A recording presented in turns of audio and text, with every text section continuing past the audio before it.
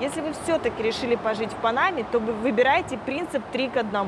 3 месяца вы здесь живете, на месяц вы выезжаете. Постоянно находиться в этой стране очень тяжело.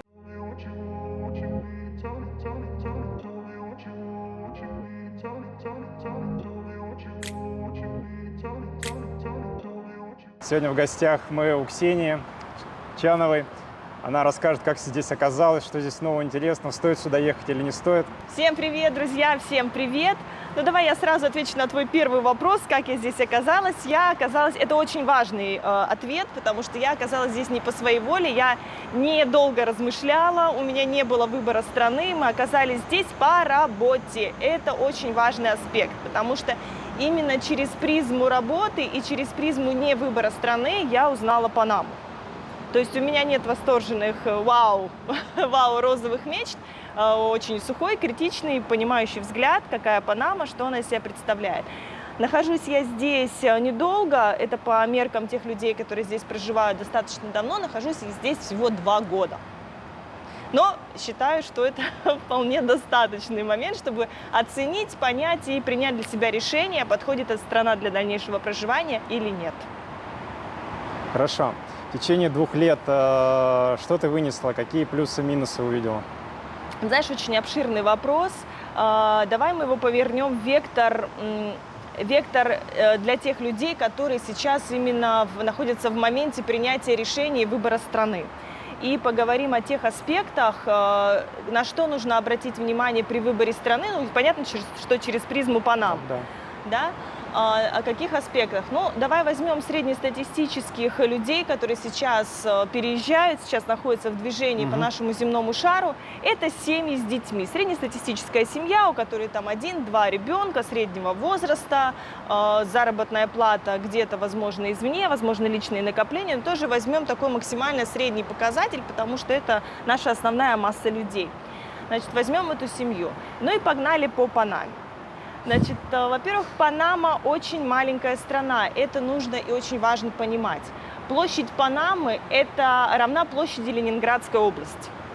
Вот если мы возьмем Санкт-Петербург и его окрестности, то это и будет вся страна Панама. А почему именно с Ленинградской областью сравниваешь? Ну, знаешь, потому что я из Санкт-Петербурга сюда переехала, да, из Санкт-Петербурга, поэтому у меня такое сравнение Ленинградской области, я понимаю, как это выглядит. Вот. Но если хотите, если интересно, посмотрите, какая площадь, сравните. Значит, вся страна Панама именно вот такого размера. То есть это совсем крохотулечка на карте нашего земного шара. Важный аспект, да, мы опять берем, что это семья, которая хочет устроиться, которая хочет снять здесь жилье, которая хочет найти здесь работу, заработать и устроить куда-то детей. И вот здесь мы начинаем раскрывать Панаму не с точки зрения «Вау, тропическая сказка, тепло, круглый год лето», мы сейчас этого тоже коснемся. Круглый год лето, тепло, жара, солнце, фрукты, овощи, every day, весь год. Мы сейчас пройдемся по этому. Да? Ну и, конечно же, у нас встает вопрос у всех родителей, у всех семей, это про панамские школы и как устроить ребенка получать здесь образование. То есть как устроить ребенка в школу и какого уровня и класса в Панаме школ. Никакого. Никакого. Говорю сразу, никакого. Значит, сейчас поспорят со мной, сейчас начнется куча комментариев, я уже к этому готова, что там внизу готовься к тому, что будет разнос дальше. Значит, но напоминаю, что мы сейчас говорим про среднестатистическую семью со средним заработком. С какой средний заработок ты оценишь? Ну, давай возьмем 2000-3000 долларов, плюс-минус, на двоих, на семью. То есть с такой суммой сюда ехать можно? С такой суммой сюда ехать можно. Но вопрос, нужно ли? Вопрос, нужно ли? Значит, возьмем такую сумму, да, чтобы у всех было понимание. Значит, и вот тут начинаются самые интересные приколы. Во-первых, давай я задам тебе вопрос. Есть ли в Панаме педагогический университет? Ну, я не могу так ответить. Я отвечу за тебя нет. Я отвечу за тебя нет. Я лично заходил в университет, тоже снимал там был медицинский факультет, экономический, маркетинг. Вот прям, чтобы так выделился педагогический, я не заметил. Нет, педагогического нет. То есть это уже говорит о том, что оперативная подготовка педагогических кадров, то есть учителей здесь нет. среди местных. Возможно, сюда кто-то приезжает из Колумбии, из других латиноамериканских стран, но это под большим вопросом, потому что здесь нужно разрешение на работу. Тем более, если ты педагог, то должен подтвердить диплом и так далее, да? Поэтому здесь нет подготовки преподавателей. Наш менталитет русскоговорящий, я беру срез многих стран, да, которые говорят, это бесплатные школы, которые в которых получают дети нормальное, достойное образование. Я училась в бесплатной школе, мой супруг учился в бесплатной школе, масса моих друзей училась в бесплатной школе. Мы к этому привыкли. Мы привыкли, что наше бесплатное образование находится на определенном уровне, с которым можно стартовать. Можно, и мы все стартовали с него. Ну да. Так вот, в Панаме этого нет. В Панаме, в принципе, нет бесплатного образования. Я говорю образование с большой буквы. Образование. Бесплатное есть, но к образованию это не имеет никакого отношения. Окей. Поэтому, если вы привыкли и ищете школы, которые, как в наших странах бывшего СНГ, могут дать образование, с которым вы пойдете в институт, и это будет все free, то есть бесплатно, здесь такого этого нет. Нет. То есть по-любому ты будешь платить. Здесь и будет цены... все кэш. Будет все кэш, будет все кэш, будет все кэш, и не факт, что ты поймешь, за что ты платишь. Какие здесь преподаватели в самых низкобюджетных, да, малобюджетных школах? Это преподаватели, которые пришли с улицы, я сейчас не голословно говорю, да, это преподаватели сват, брат, друг, подруга, давай я тебе устрою, который может одновременно преподавать математику, географию, причем не мировую, и еще кучу предметов, и один и тот же учитель, собственно. Ну, это как в начальных классах, классный руководитель. Абсолютно верно, абсолютно верно. И вот он ведет этих несчастных детей. Плюс еще такой очень важный момент, который русскоговорящие родители упускают, когда переезжают в Панаму, ну не только в Панаму, в латиноамериканскую страну, это менталитет наших детей. У нас очень зрелый менталитет детей.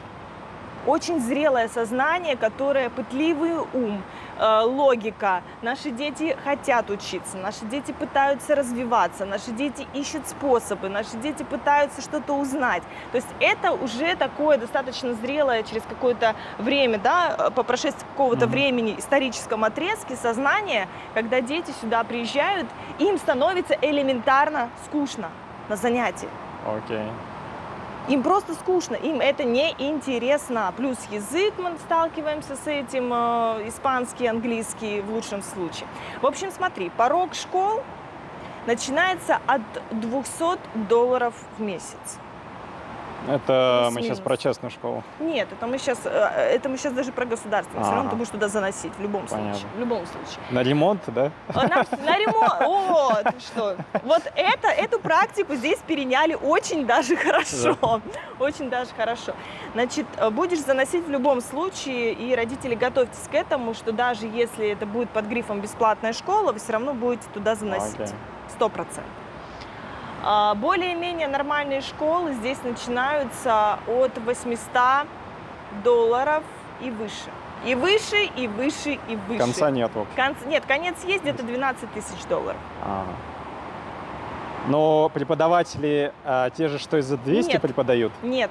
В школах, которые платные школы, платные, прям вот хорошо платные, это преподаватели, которых приглашают из-за рубежа, их здесь аккредитуют, они работают по определенным стандартам, то есть это они выдерживают здесь. Это огромная разница. То есть между вот этими школами стоит огромная пропасть. Поэтому стоит задуматься о том, какое образование здесь будут получать ваши дети.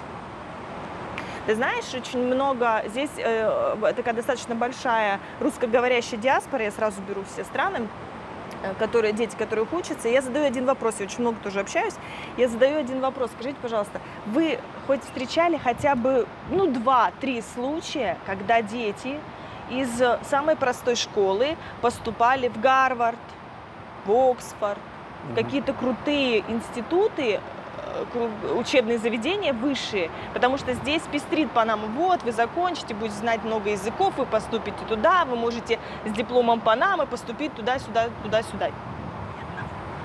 Ни одного.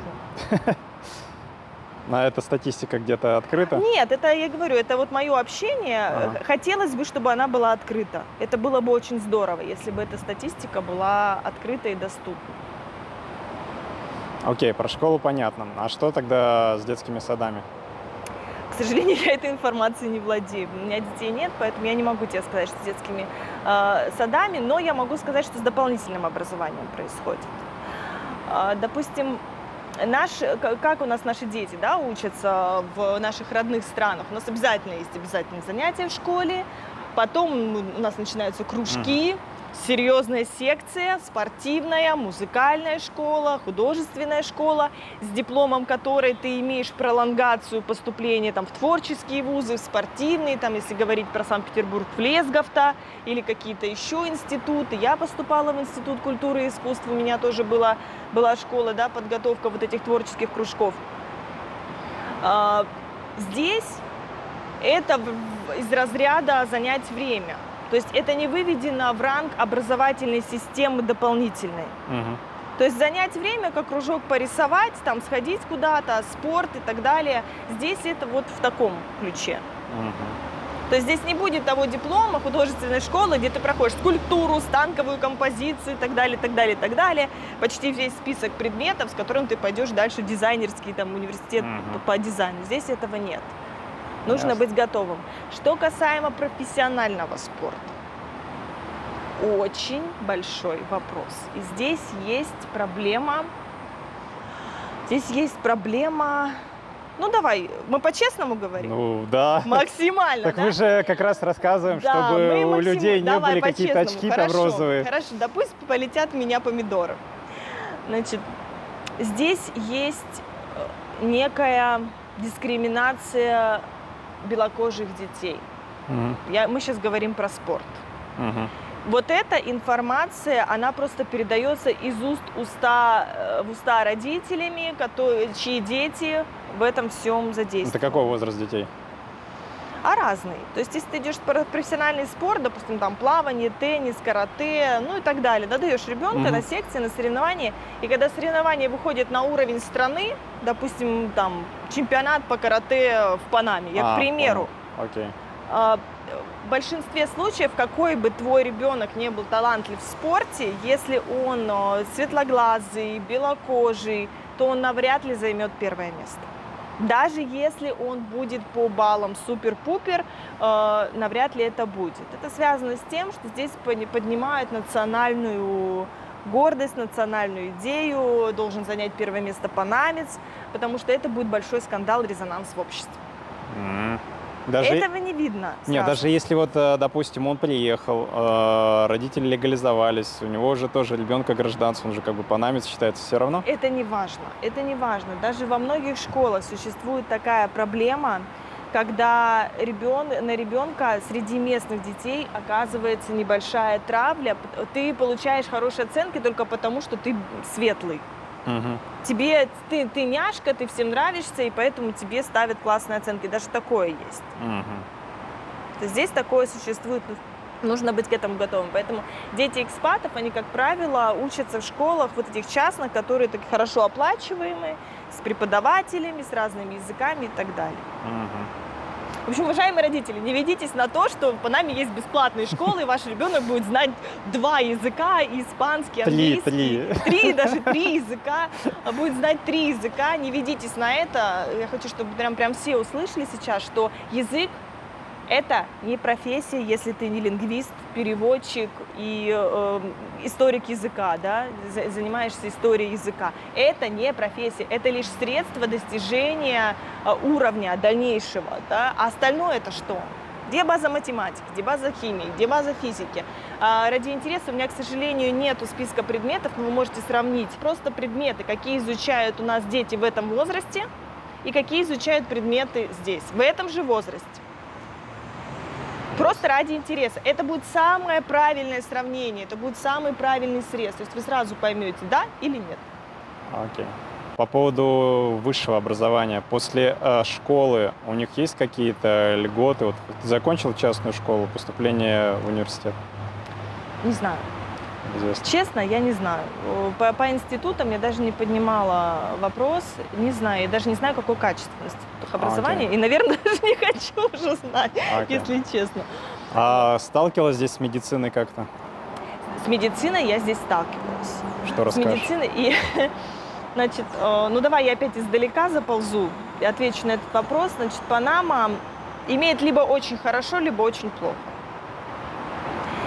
У меня был случай, когда мы пошли в одну стоматологию, где очень все копеечно стоит, где элементарно у нас стоматолог был в той одежде, в которую он пришел, видно, вышел из машины, да, и пошел дальше. Тебе кроме шуток говорит, это реально так. Да, То есть он так и- заносит как коробки, тут Да. лежит пациент, он заносит эти грязные коробки через весь вот этот вот операционный там зал, через весь этот кабинет ставит коробки, которые тут же привез какой-нибудь Uber или какая-нибудь Amazon доставка в той одежде, в которой он был. Но они в метро все ездят в этой в одежде. Да, да, да. И такие, кстати, фотки у меня есть. Когда я студентов, и не студентов, и врачей в том числе, когда он выходит, он даже бейдж не снимает, Да, что он да. доктор. Ездит в метро. И есть медицина, которая достаточно высокого уровня, но она за денежку. Для нас, для наших заработков, опять, если мы возвращаемся в семью с бюджетом 2-3 тысячи долларов, это будет такой как бы существенный минус из бюджета семьи. Дороговато, да? Дороговато. Но по стоматологии, если мы будем сравнивать сейчас цены, которые у нас в Питере и в Москве в хороших клиниках, практически одинаковые будут цены на стоматологию, если ты пойдешь в платную клинику в Москве или в Питере. Ну, в среднем вылечить зубы, наверное, 100 баксов. Да, плюс-минус. Терапия, Да, без да, всякого да, удаления. да, приблизительно такая цена. Я проходила полный спектр лечения зубов. Мы отдали за и хирургические вмешательства в том числе. Мы отдали очень кругленькую сумму, но я счастлива как слон. Мгм.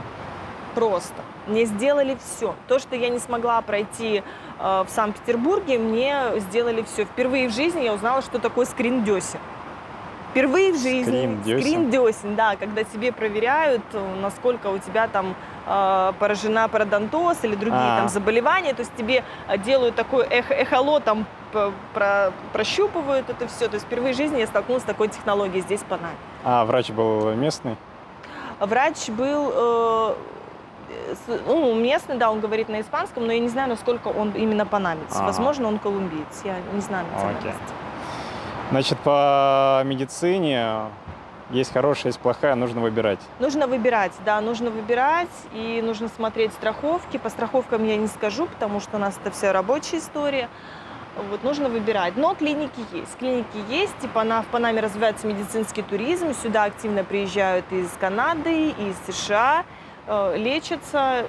Это как бы на достойном уровне. Здесь можно- есть бесплатная медицина с точки зрения, если сюда приехал турист, попал в ДТП, Ему попал в окажут больницу. помощь. Окажут помощь? 100%. А потом выпишут чек? Возможно, на какие-то процедуры да, а возможно нет. Мгм. Но Тут- по моему опыту выписывают.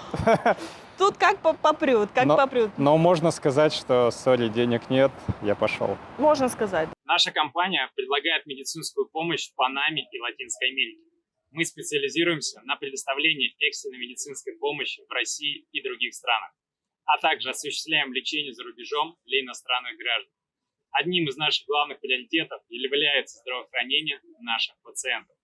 Мы сотрудничаем с лучшими международными госпиталями и службами экстренной медицинской помощи, которые известны своим высоким уровнем медицинской экспертизы и современным оборудованием. Наши клиенты могут быть уверены, что получат профессиональную зарубежную медицинскую помощь, осуществляемую опытными медработниками. Что такое Росмедицина и чем она занимается? Это скорая медицинская помощь за границей, экстренная госпитализация неходячих больных, медицинская эвакуация пострадавших вертолетов, санитарная транспортировка на родину, а также медицинский туризм, консультация врачей и лечение различных заболеваний. Дополнение, роды за границей и оформление гражданства для детей.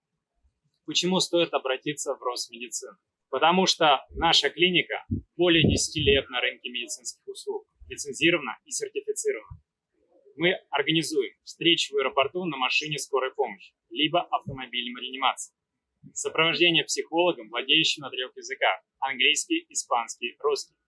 Имеются проверенные действующие травматологи, хирурги с опытом реконструктивных операций. Более 3000 довольных государственных учреждений и производственных предприятий. Заключение договора с клиникой Росмедицина дает гражданину возврат 13%.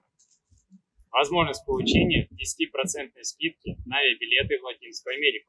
Если вы путешествуете или работаете за рубежом и нуждаетесь в медицинской помощи, Наши доктора готовы организовать срочное лечение за рубежом.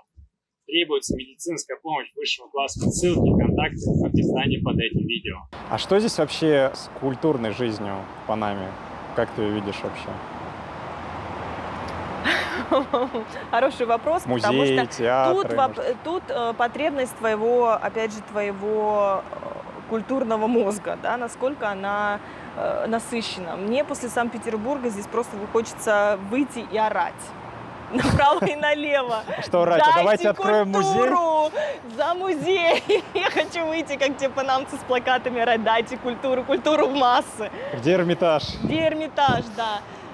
Какие тут музеи? В Панама-Сити есть музеи, которые нужно посетить. Конечно, они все завязаны на Панаме, но после такого искушенного мозга, искушенного глаза, после Санкт-Петербурга, музеев там в Варшаве и так далее, да, европейских, конечно, ты приходишь в наш несчастный биомузей, где хочется рыдать, потому что эти проекторы, которые уже никто, уже ни один музей не использует. Эти стоят проекторы сумасшедшие на 6000 люминов в ряд, не используются так, как они должны использоваться и так далее. То есть ты уже начинаешь рыдать, потому что, собственно, ничего не показали. Деньги содрали, один из самых дорогих, кстати, музеев. Деньги содрали, а, собственно, ничего не показали. Ни животинок реальных, ну, на картинках все. Но это можно все Сколько почитать. стоит? Слушай, мы отдали около $15, $15-20 за человека, по-моему, так.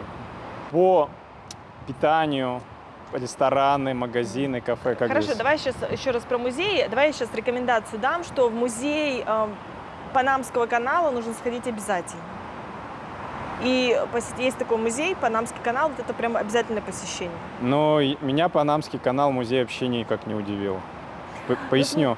Там нету... Я хотел увидеть там что там будут, когда они строили этот канал, какие-то раскопки, какие-то детали, какие-то лопаты, не знаю, и так далее. А там больше текста, читай.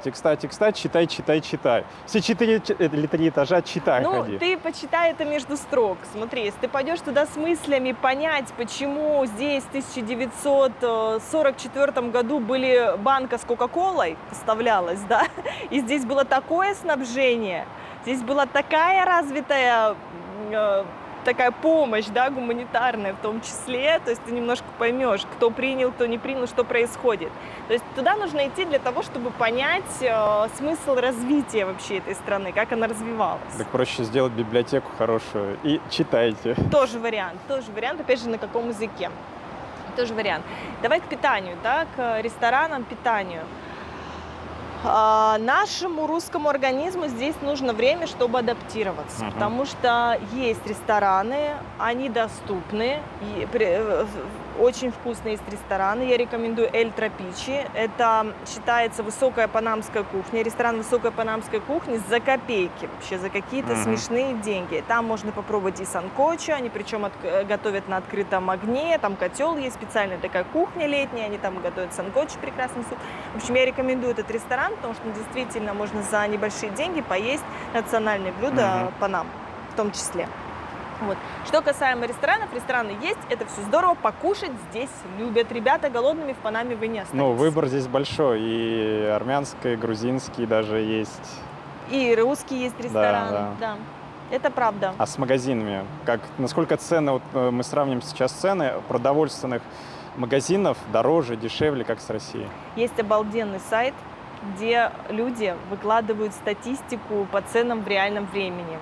Я тебе скажу, ты потом ниже в описании сделаешь ссылку, где вы можете сравнить любой город мира и цены Панамы. Это вот как раз для тех, кто хочет переехать и понять, какие цены. И люди в реальном времени, ты даже можешь туда написать, пойти в магазин, сфотографировать цену, она там отобразится, и там статистика будет меняться. То есть она реальная в реальном времени. Прикольно. Можно эти цены сравнить. То есть я могу там какой-то срез сделать, но как я уже 2 года здесь живу, а цены в мире меняются максимально, я буду сейчас не объективна, если я начну говорить. А вот сайт нужно посмотреть обязательно, и там будет вот это волнообразно. Мы смеялись, сейчас цены в Панаме выросли, вот на сегодняшнюю дату, когда мы с тобой делаем интервью, цены в Панаме сейчас выросли, и некоторые категории продуктов сейчас стоят дороже, чем в Майами. Ну, тут в магазин заходишь, это в тот же PriceSmart, да, там же все привозное, то есть там все из Штатов везут. Там даже этикетки Made USA. Ну, уже за логистику какая-то копейка Ну, накидывается. естественно. А самое смешное, что эта логистика, часть продуктов могут производить здесь, везут в США и потом возвращают сюда. Меня больше всего удивляет тот момент, что страна банановая, бананы стоят дороже, чем в России. Ребята, страна контрастов, страна контрастов. Ну, давай поговорим о внутренней политике, вообще, чтобы люди понимали, как вообще подбирать страну. Да? Один очень важный критерий, который мы для себя вывели, и я для себя вывела и определила, это средний класс. Мгм, В Панаме его нет. мгм. Есть бизнесмены, богатые, состоятельные люди, и есть совсем ребята, которые просто за чертой бедности Мгм. находятся, они живут в день на $4, на $3-4 в день один Мгм. человек. Здесь прослойки среднего класса нет. О чем это говорит? Это говорит о том, что что вот этот, как все говорят, Панама, экономически развитая страна, что экономически внутри развитая страна, это не совсем так. Мгм. То есть она очень здорово развита для бизнеса, она взяла классный вектор на инвестиции в страну, то есть привлечение денег, и эти разработанные системы виз у них очень классные, инвесторов и пансионады и так далее, и так далее. То есть они все деньги сюда загребают, но так эти деньги где-то остаются. В чьих-то карманах. В чьих-то карманах, да. То есть до простых людей не доходит. Но тут опять же вопрос образованности. То есть некоторые люди в Панаме, они даже не имеют образования.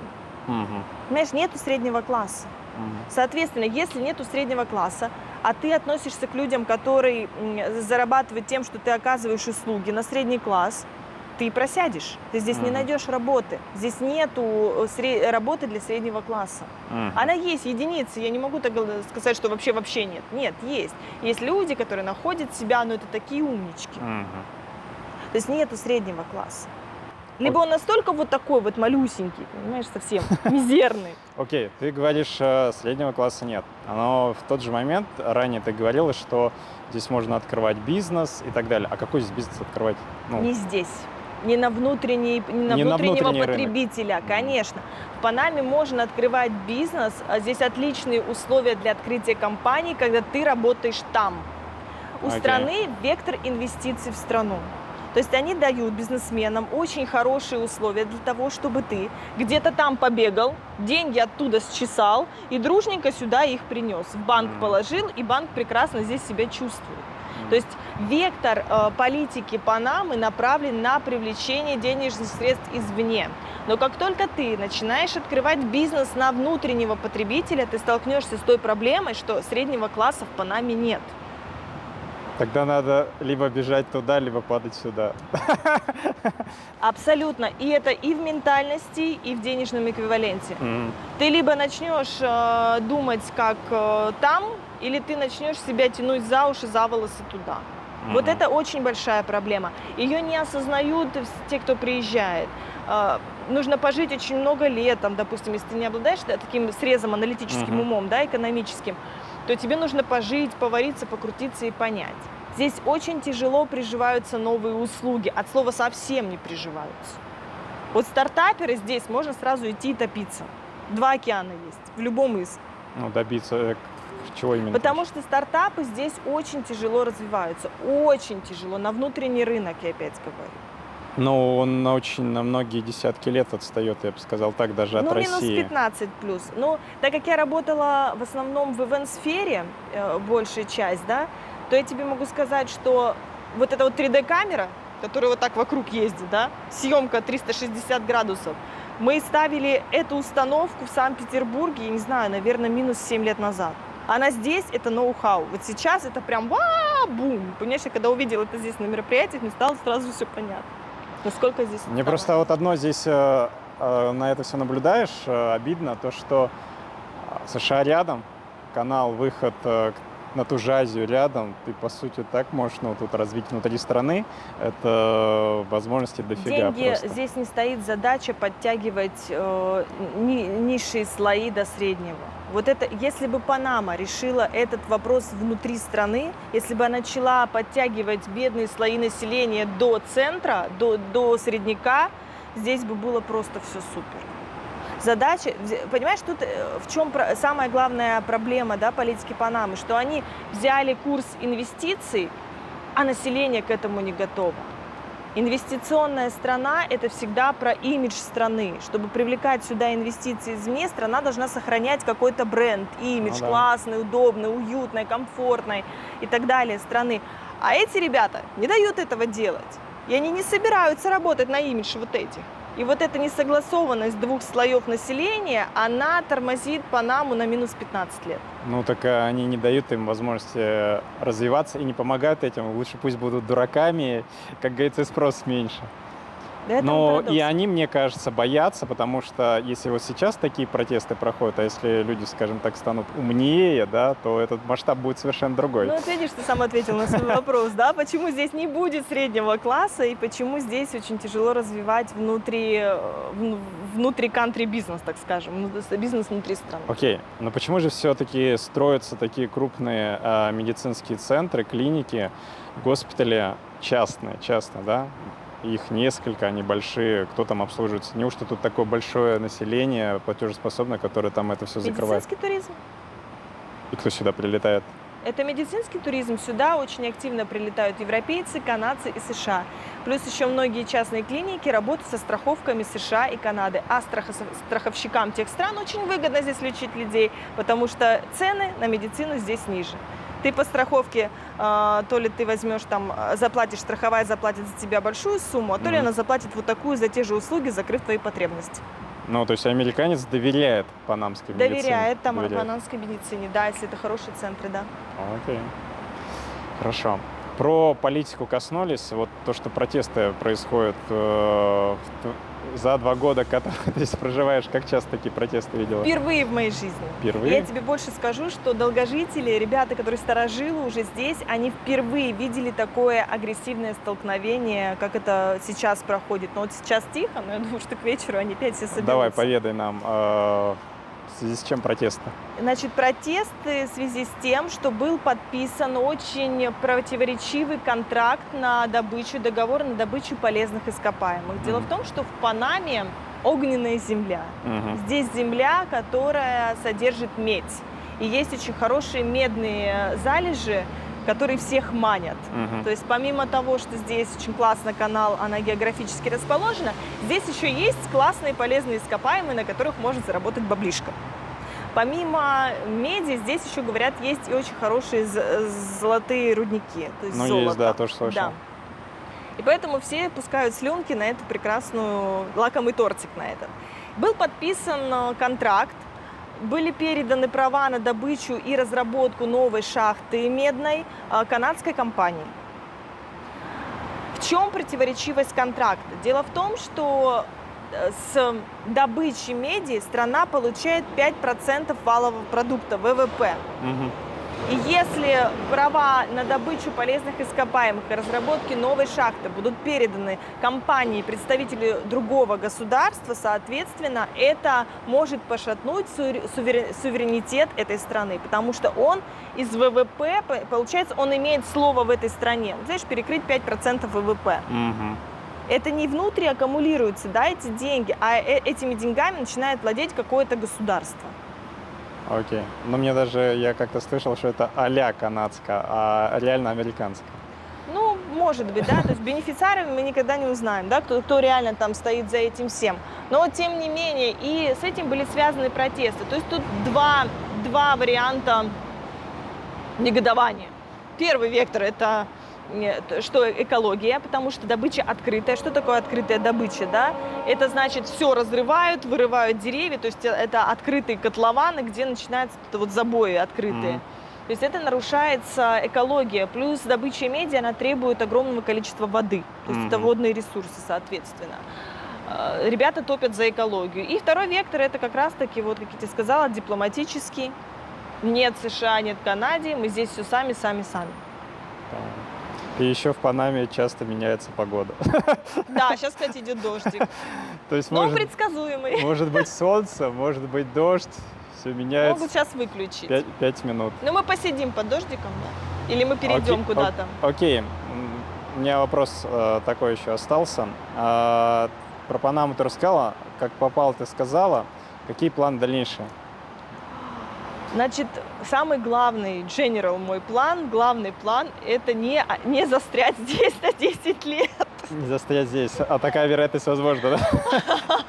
Ну, сейчас настолько все непредсказуемо в мире, что такая вероятность, конечно, возможна. Мне очень здесь тяжело. Мне тяжело здесь по климату, потому что климат в Панаме, вот это мы опять к нашему началу интервью, да, вернемся. Климат в Панаме классный на картинке. Райские острова.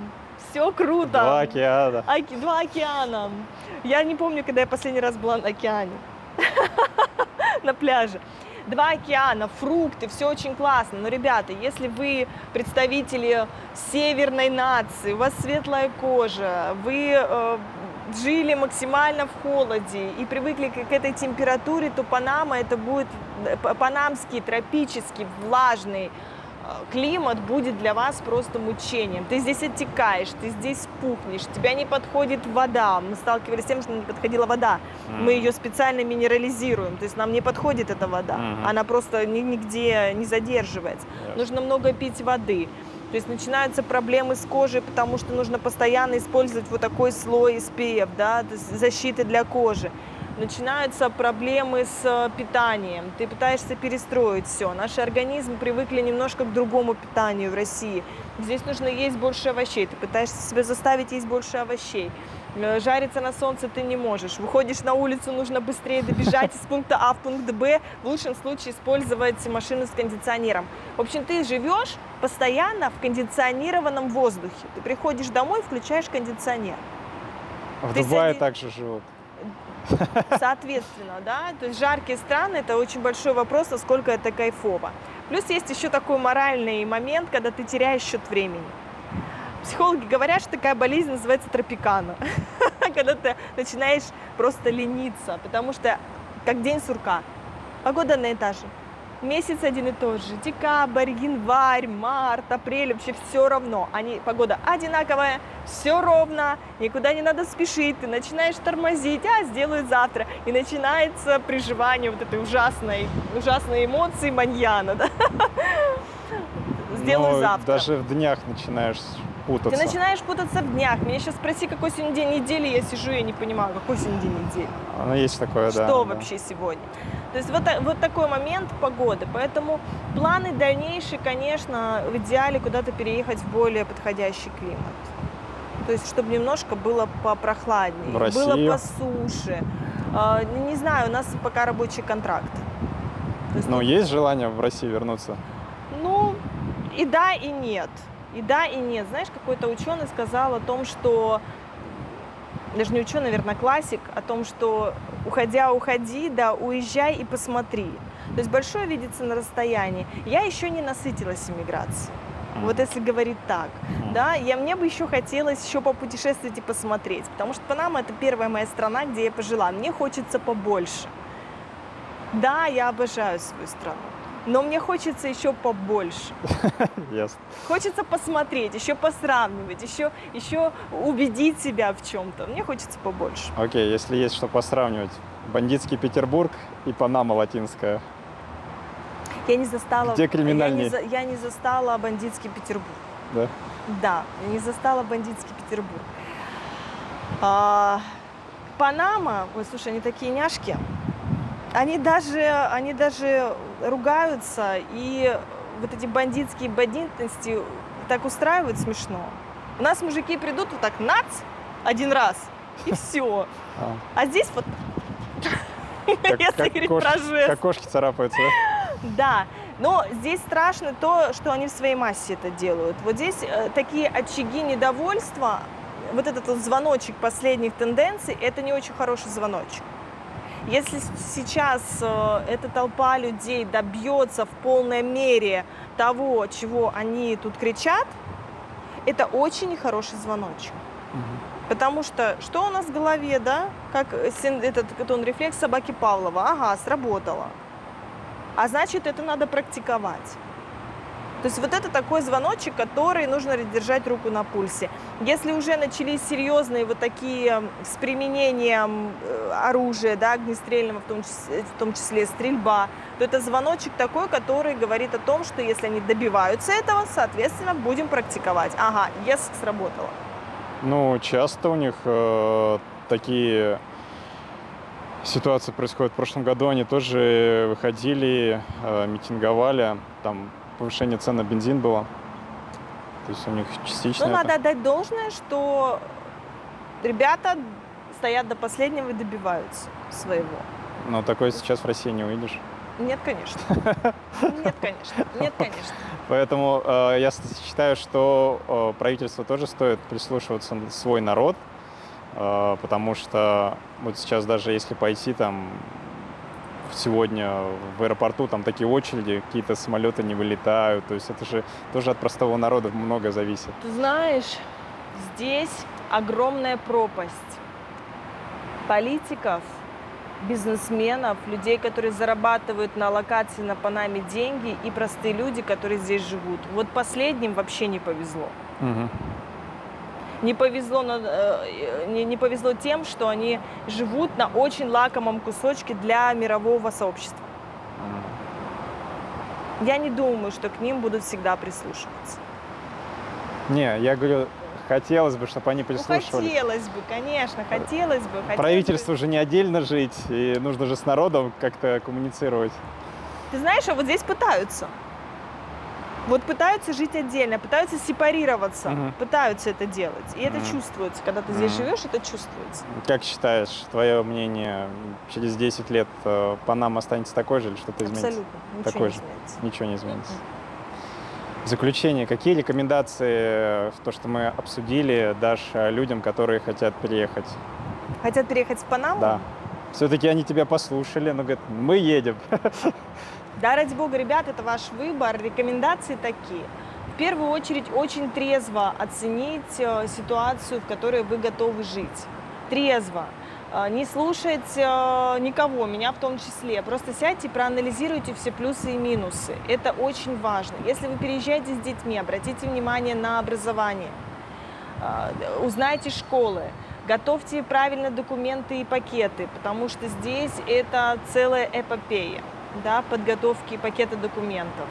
Узнайте о легализации. С каждым годом это все труднее и сложнее. Это все становится дороже. Готовьте денежки. Панама – это про деньги, как я уже говорила выше, что это про инвестиции. И если вы сюда не везете деньги, значит, вам будет не очень просто здесь. И без денег здесь делать нечего. Если вы все-таки приняли решение, что Панама – это ваш рай земной, то готовьте вакансии и работы себе извне.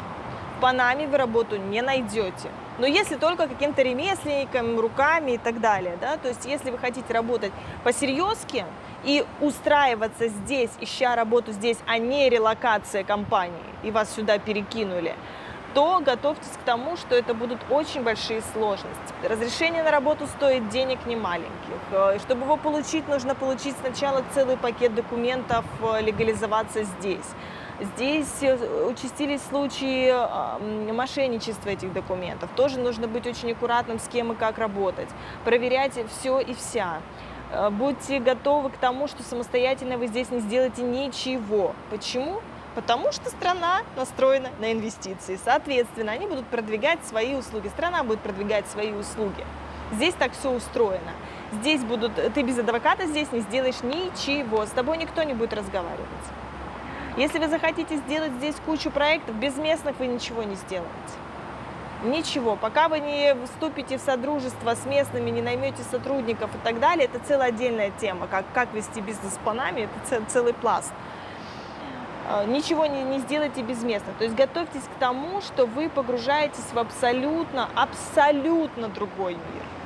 Абсолютно другой мир, с другим языком, с другим менталитетом. Если вы перфекционист и вы живете по часам, по расписанию, вы надеетесь на то, что у вас цигель-цигель, алюлю, все будет вовремя, это не про Панаму. Все договоры будут задерживаться, документы будут задерживаться, ничего не будет вовремя. К этому тоже нужно быть морально готовым. То есть подумайте 255 раз. Мой совет такой: если вы все-таки решили пожить в Панаме, то вы выбирайте принцип 3 к 1. 3 месяца вы здесь живете, на месяц вы выезжаете. 3 месяца живете, на месяц вы выезжаете. Можно и выезжать побольше, да? И дальше варьировать этот принцип. Постоянно находиться в этой стране очень тяжело. Но это мой опыт. Возможно, кому-то здесь кайф и нравится, ради бога, да? Но мои личные советы о том, что постоянно находиться в Панаме тяжело, нужно выезжать. Идеально жить на 2 страны, как это делают канадцы. Часть живут в Канаде, часть живут здесь. Вот эта формула просто для Панамы была бы шикарна. Но первое, заработок извне, разговариваем правильно со школами, с юристами, с документами и так далее, готовим денежку, готовим нервы, нервную систему и учим языки. Все. Вот такие рекомендации от Ксении. Сколько людей, столько мнений. Если понравился видеоролик, ставьте лайк. Не понравился, тоже ставьте лайк. Тоже интересно. Подписывайтесь на канал и до новых встреч.